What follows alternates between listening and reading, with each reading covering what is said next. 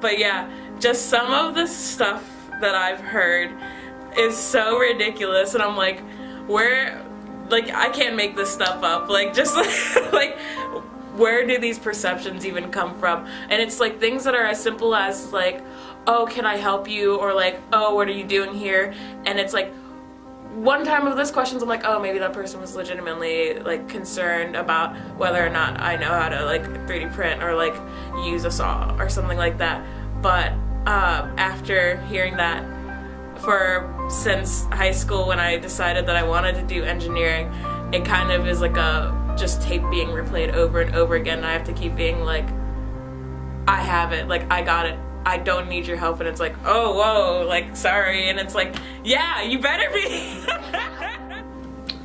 An empowered woman, for me, is someone who really knows herself, has probably gone through some adversity that strengthens her, can speak from her own voice but lets others in, and has a great deal of integrity and ethics. Whew, what isn't?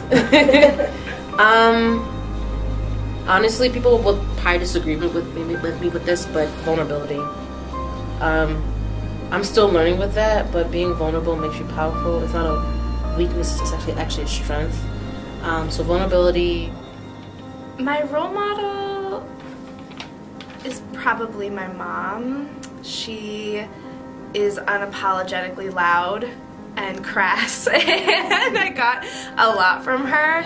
And she was also one of these women in the 80s who went to dental school when most women didn't go to dental school. They became dental assistants or hygienists, and so she was in a graduating class of 2% were women. Wow.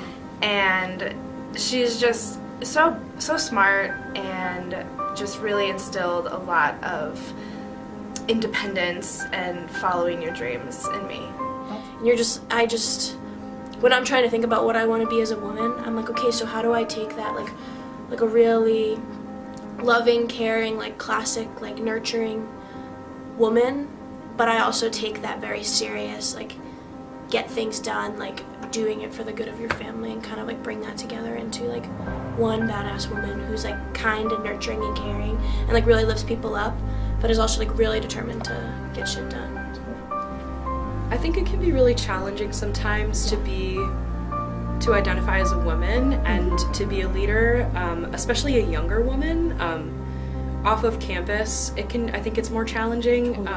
Like the experience that I have with volunteering with Planned Parenthood outside of campus and engaging particularly with older men, I feel sometimes that like my narrative isn't as believable, or like the way that I deliver what I'm talking about, I have to like dress myself up and like really boost myself up to look like older or more put together or what have you. And it can be really frustrating to feel that the way that I just am isn't enough and won't make as big of an impact as I feel like I should be able to. Right. So my age and my gender definitely, I feel like, impact me the most. Yeah.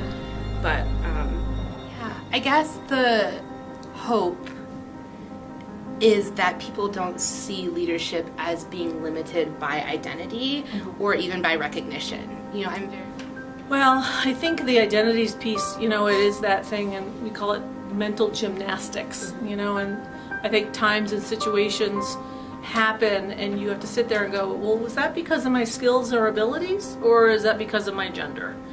And even having to question that takes up so much energy and is a waste of time, but it happens, and you have to figure out what it was for yourself and when to speak out about it, when not to, because sometimes you're waiting for that bigger challenge that you need to speak out about. I think that my identities have a lot of impact in different ways. So as a person who identifies as a woman but presents as gender fluid and genderqueer, that has had impact, I think, on my ability to connect to leadership sometimes. So there have been workspaces that I've been in where it hasn't felt comfortable or safe to show up in all the ways that I prefer to show up. There have been places where I have been where there has been conflict with supervisors around how I'm showing up. There has been spaces that I've been in where there's been conflict with people I supervise because they're uncomfortable with my sexual orientation. And so my identities have definitely come into play in ways that have been read as harmful at times or have felt really difficult for me to reconcile with the leadership roles I've been asked to take on. And then there are other times that it feels like incredibly awesome to walk across campus showing up the way I do in a tie one day and in a skirt the next day and confusing the heck out of students who saw me yesterday in a skirt and now I'm in a tie. And then that one student who shows up in the same kinds of ways sees me, and there's like that recognition that there is space on this campus to show up however you want to show up. And I know I get a lot of empowerment and support from when I recognize that representation of some of the identities I hold on. You gotta stay out of your head, because society's gonna push you in there, social media's gonna push you in there. People who don't believe that you can do it are gonna push you inside your head, and you're gonna second guess yourself and you're gonna doubt yourself. But you just have to know your values and remind yourself why you're doing these things in the first place. Surround yourself with other people who, when you can't remind yourself why you're doing it or why you're such a badass, remind yourself.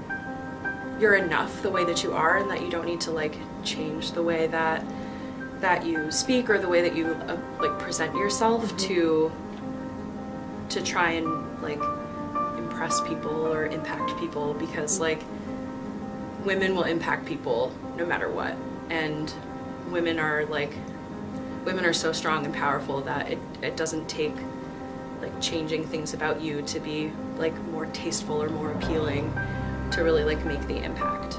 You already know, like you need to always make sure that you're giving your inner voice the platform. Like you have the answers inside you. Like it's good to have mentors, it's good to surround yourself with a tribe that's gonna pump you up and affirm you, but at the end of the day you might not always have that pump up squad. So what are you doing to listen to your inner voice? What are you doing to know what you need to do for yourself, to lift yourself up, to validate you? If you're not having a good day, how do you like tap into some self-care things to take care of the soul? I think one of the things that I most appreciate, and I hope that it happens on our campus, and I think I see it happening, is like the opportunity, particularly for folks who are coming up through the university system right now, connecting to someone who's doing something you love and finding out all you can about their journey to doing that thing.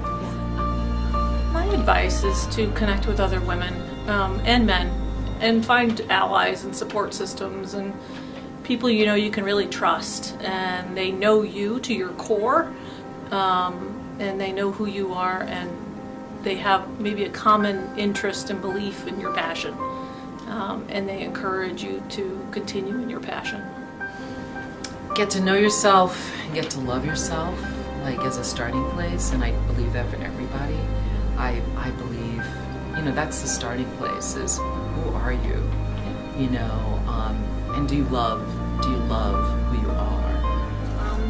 Don't give up, because people are going to try to knock you down, and they're going to try and change everything that you want to do or that you want to say for their own benefit, but you have to just keep on going, and it's hard, and it's not necessarily going to get easier, but the rewards at the end of the day are worth it. You just have to keep going, and it's hard every day, but like I said, it's worth it in the end. It's okay to cry. It literally is okay to ask for help. It's okay to be frustrated. It's okay to be vulnerable. And it's also okay to just forgive, but never forget. That's my opinion.